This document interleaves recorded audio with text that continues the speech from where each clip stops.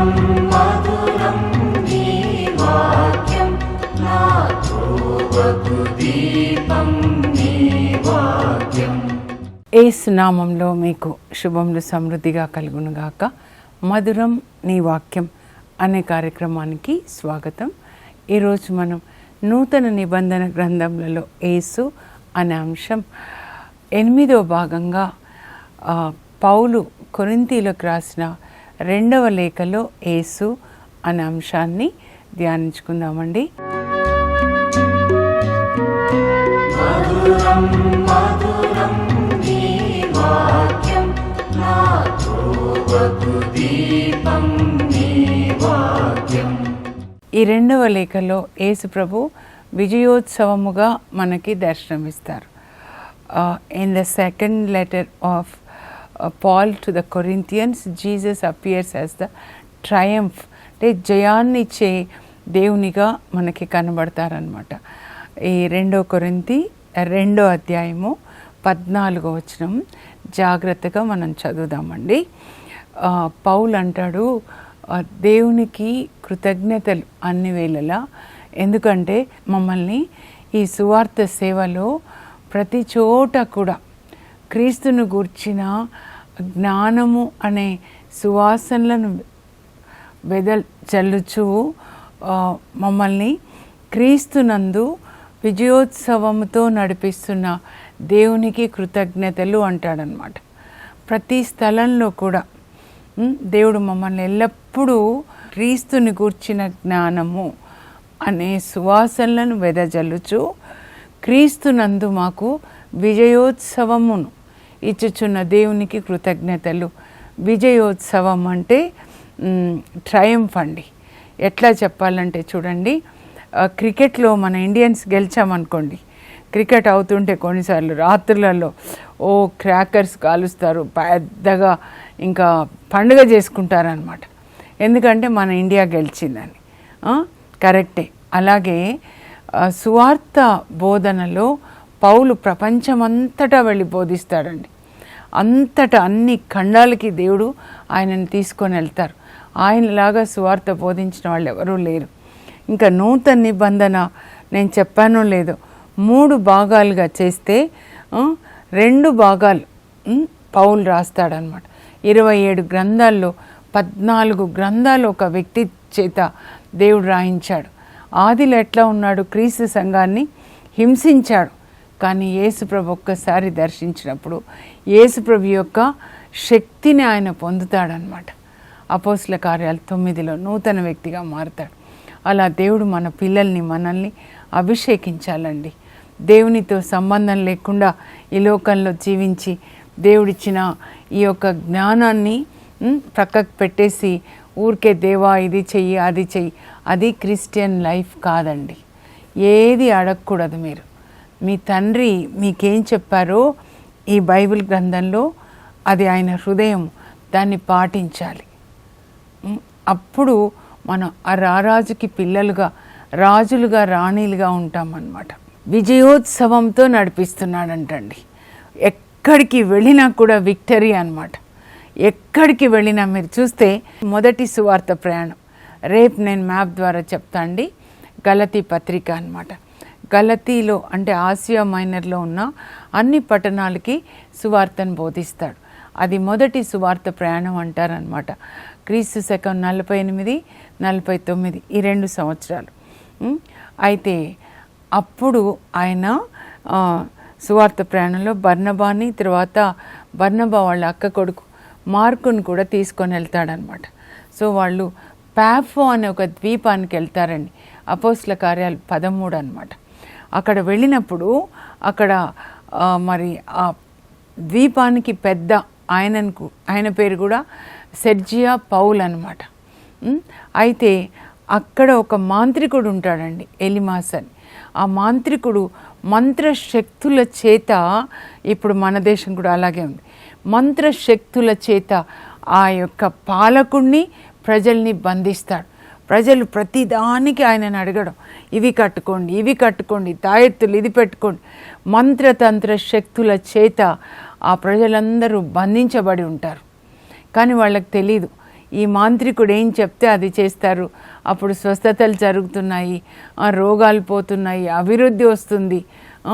సాతాన్ అంటాడు, నువ్వు నన్ను ఆరాధిస్తే ఇవన్నీ నేను నీకు ఇస్తాను అని యేసుప్రభుని అంటాడు. చూడండి, అలా వాళ్ళు ధనవంతులు అవుతున్నారు, అధికారాన్ని పొందుతున్నారు, ఆ విధంగా ఉంటారని. కానీ యేసుప్రభు ఈయనని పౌలుని అక్కడికి పంపిస్తాడండి. పంపించినప్పుడు ఆయన సువార్త అగ్నిలాగా వస్తుంది, ఆయన నోట్లో నుంచి అగ్ని జ్వాలలు వచ్చినట్లుగా వస్తుంది. అప్పుడు సువార్త బోధించడానికి వీల్లేదని ఆ మాంత్రికుడు పౌల్ని ఎదిరిస్తాడనమాట.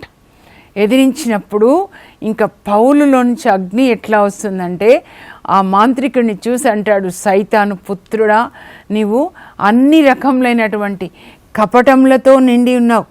ఎప్పుడు కుట్రలు పన్నే మనస్సు, మనుషుల్ని ఎట్లా నాశనం చేయాలి మంత్రతంత్ర శక్తుల చేతని. కనుక దేవుని హస్తం నీ మీద పడుతుంది.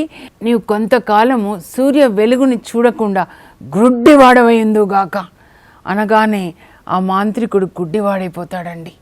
అప్పుడు వాళ్ళకి కనువిప్పు కలుగుతుంది. ఆ ద్వీపాన్ని పాలించే పాలకుడు సెర్జియా పౌలుకి, ప్రజలకి, ఇన్ని రోజులు ఈయననే దేవుడు అని ఆరాధిస్తున్నారు ఆ మాంత్రికుడిని. ఇప్పుడు ఈయన గుడ్డివాడైనప్పుడు ఇలా ఇలా నడుస్తుంటే అప్పుడు దేవుని యొక్క శక్తిని చూపిస్తాడండి పౌలు. అలాంటి జీవితం అండి మనం జీవించాలి. ఊరికే ఇది అది ఇది కాదు.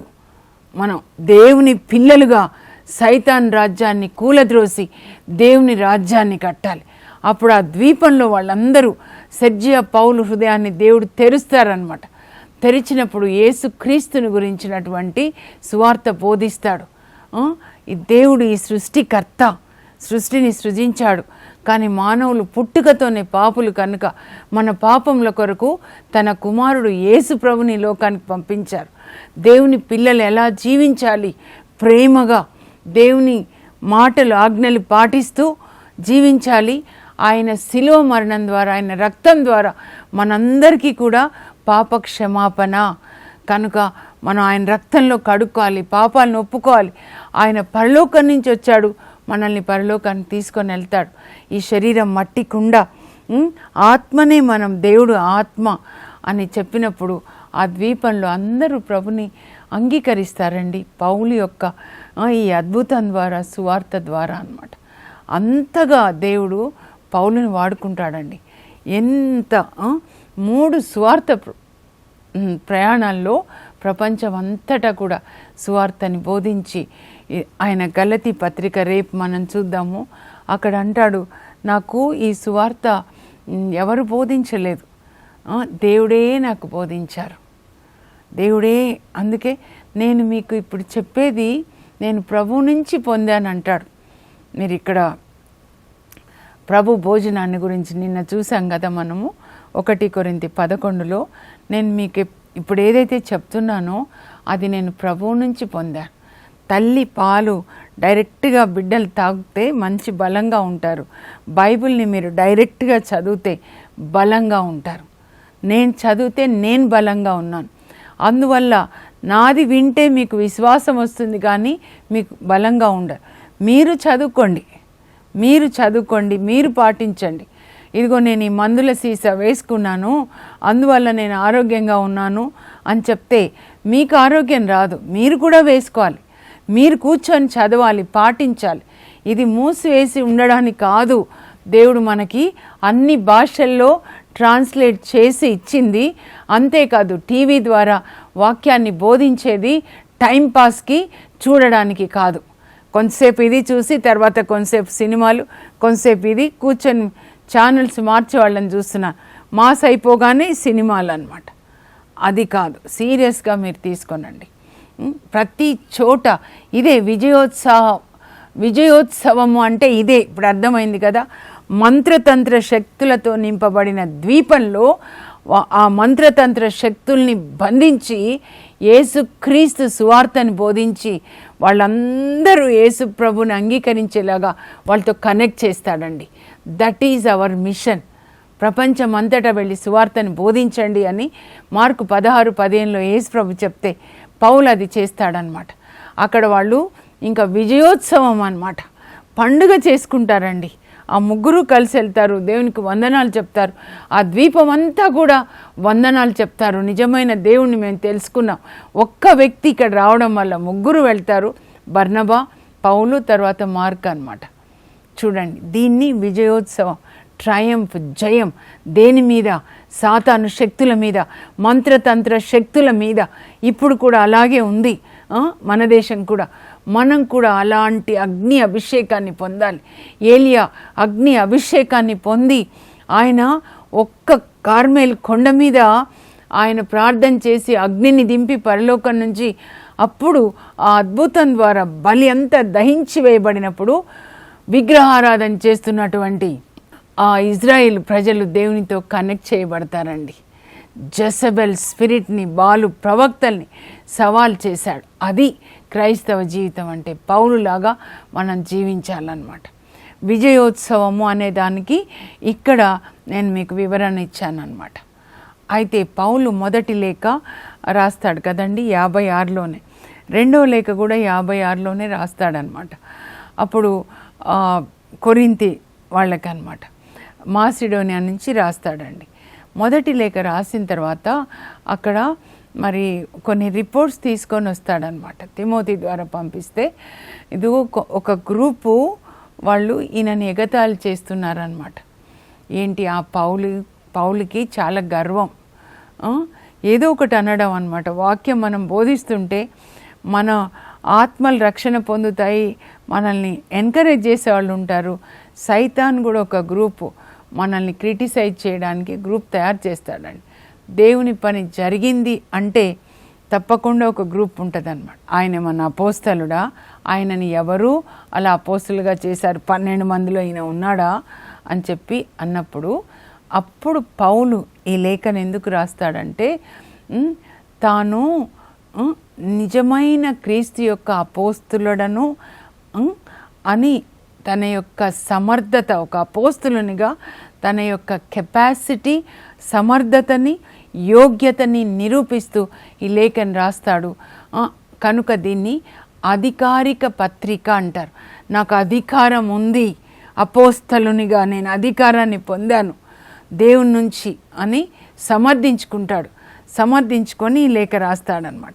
అంతేకాకుండా తన వ్యక్తిగత విషయాల్ని కొన్ని రాస్తాడండి ఇందులో.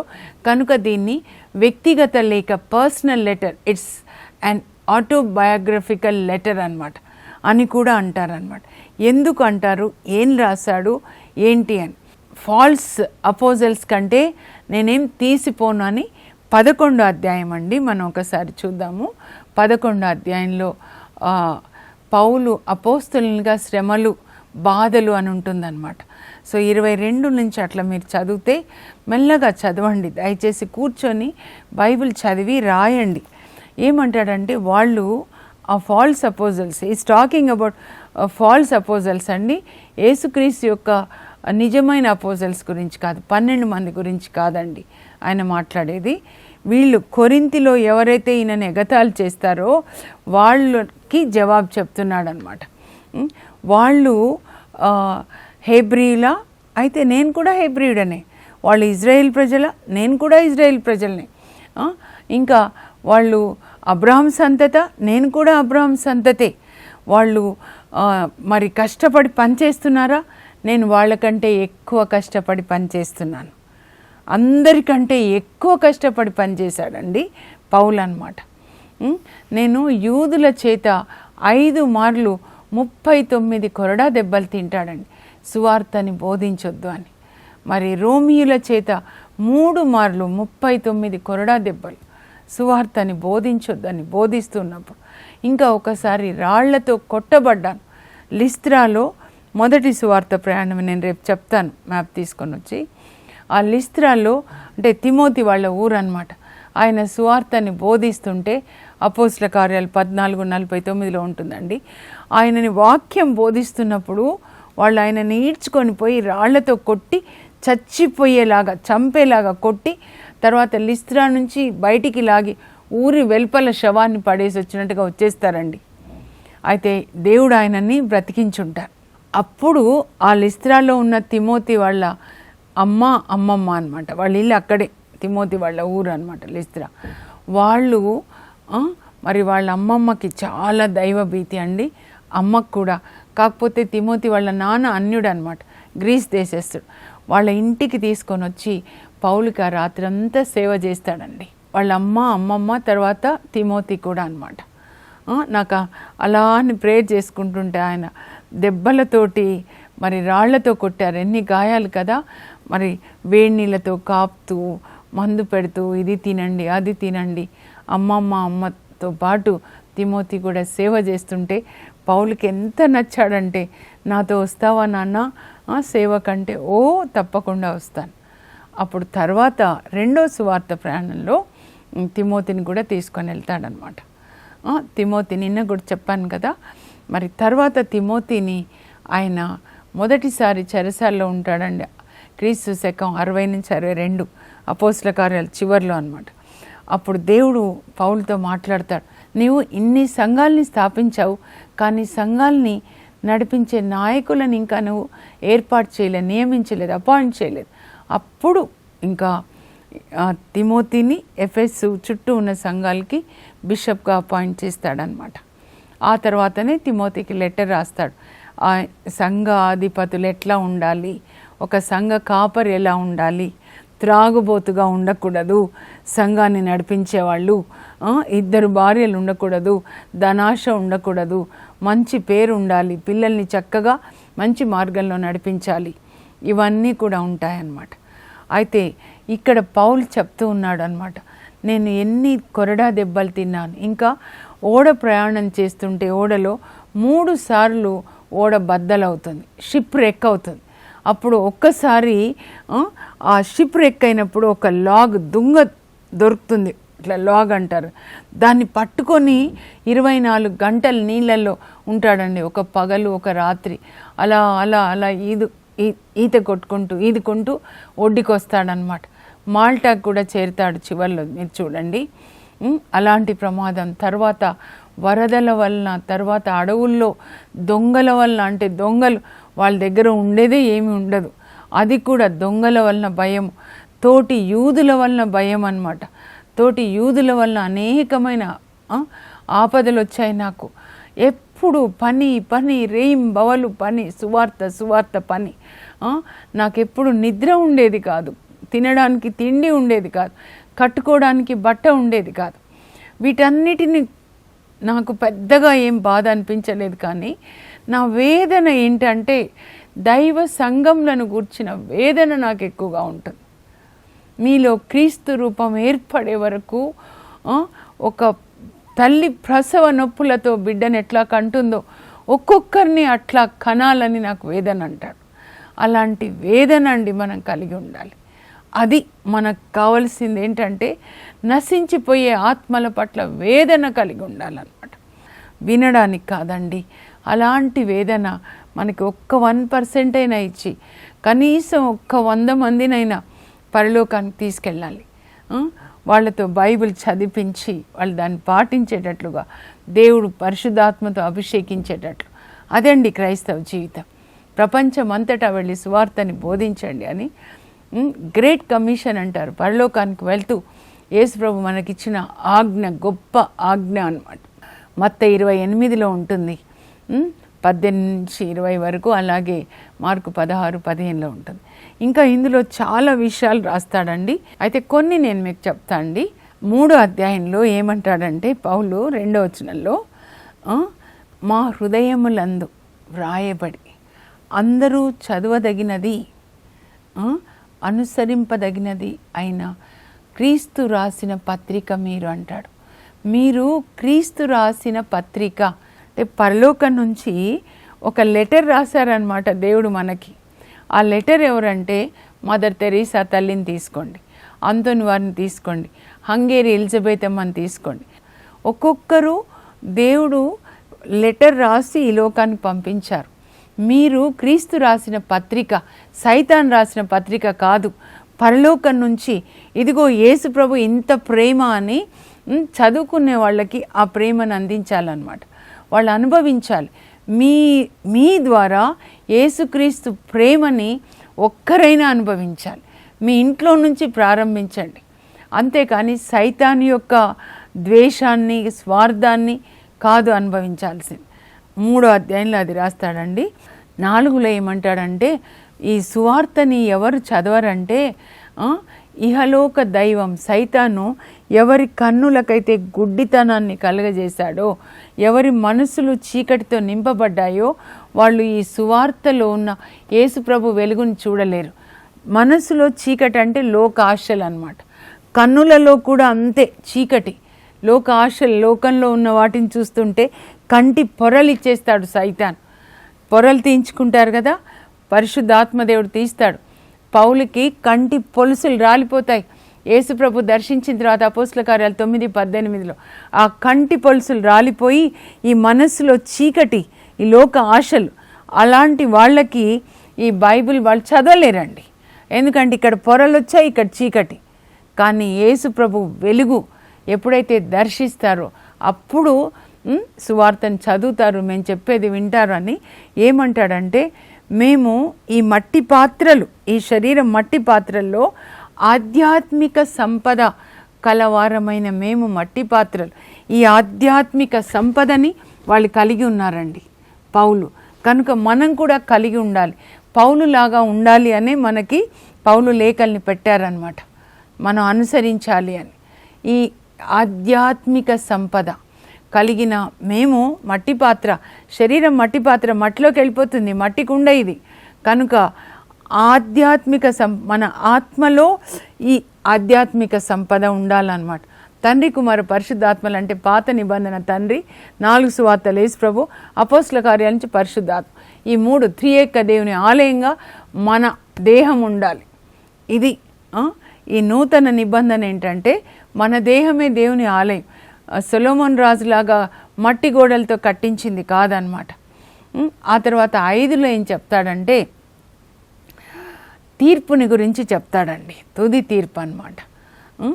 ఈ మనం నివసిస్తున్న ఈ శరీరము ఒక గుడారం, ఇది శిథిలం అయిపోతుంది.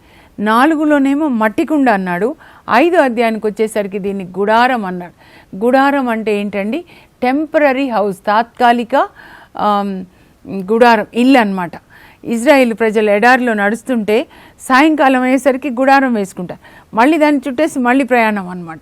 అలాగే మనము నివసిస్తున్న, అంటే మనమంటే ఆత్మ నివసిస్తున్న ఈ శరీరము ఒక గుడారం, ఇది శిథిలమైపోతుంది.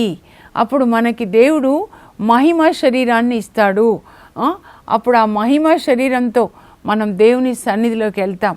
అయితే ఇది మనం గుర్తుపెట్టుకోవాలి, ఏంటంటే ఈ గుడారంలో ఉన్నను, ఈ మట్టి కుండ ఈ గుడారంలో ఉన్నా కూడా, లేదా దీన్ని విడిచిపెట్టి పరలోకంలో ఉన్నా కూడా మనం ఒకే ఒకటి, మన గమ్యం ఏంటి అని చెప్తాడండి 5:9లో. మన గమ్యం ఏంటంటే దేవుని సంతోషపెట్టాలి, శరీర వాంఛల ప్రకారం జీవించొద్దు, సైతాన్ని సంతోషపెట్టడం, అది దేవుని సంతోషపెట్టాలి మనం.